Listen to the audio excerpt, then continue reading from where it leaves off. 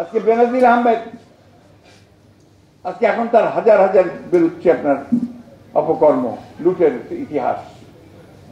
তা আগে ঠিকই বলেছেন বজলু ভাই, প্রথম প্রত্যেকটা আপনার করা উচিত, একটা দুইটা নয়, এরকম অসংখ্য ঘটনা আছে। চতুর্দিকে তাকিয়ে দেখবেন তাদের দুর্নীতি ছাড়ার কিছু নেই। বেনজিরের সাবেক এজিপি তার কথা বলা হয়, কিন্তু দুদক স্বাধীন তদন্ত করে বের করছে। এই স্বাধীনতা শেখ হাসিনার সরকার দুদককে দিয়েছে। শুধু ঢাকাতে না, আপনার যারা মফস্বল শহরে বাস করেন জানি না, অনেকে খবর রাখেন, সব জায়গায় একই অবস্থা।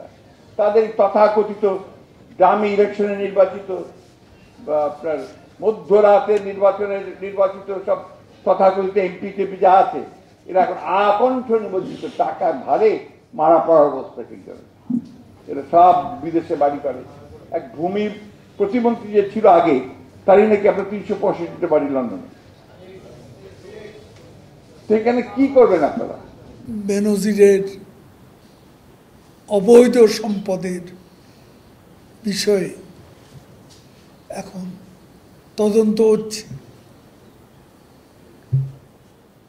এবং আরো তদন্ত হবে, কথা দুদক সূত্রে জানা গেছে। তারা এই স্বাধীনতা পেয়েছে, তদন্ত হচ্ছে মানে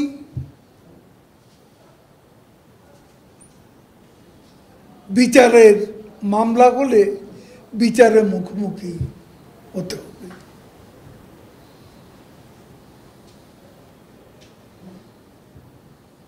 কোনো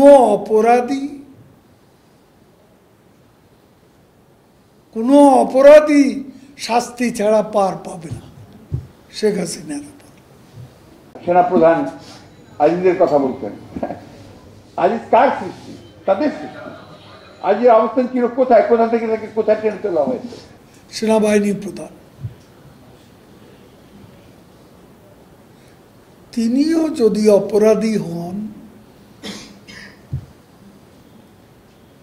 তার বিরুদ্ধেও তদন্ত করতে দুদকের কোনো বাধা নেই।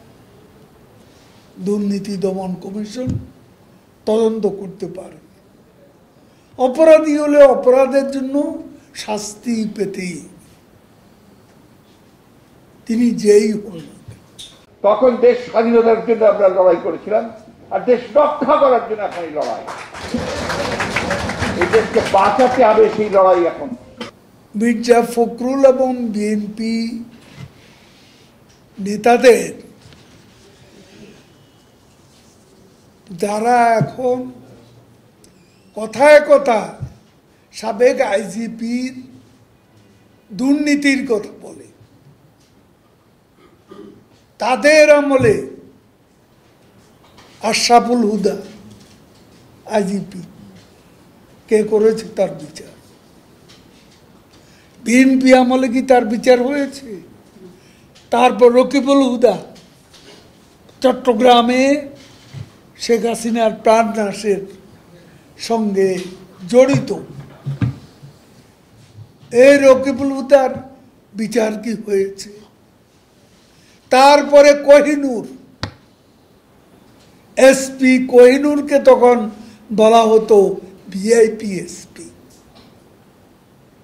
এ কোহিনূরের হাতে কত রাজনৈতিক কর্মী নির্যাতিত হয়েছে। অন্তঃসত্ত্বা নারী পর্যন্ত রাজপথে মিছিল করতে গিয়ে কোহিনূরের নির্যাতনের শিকার।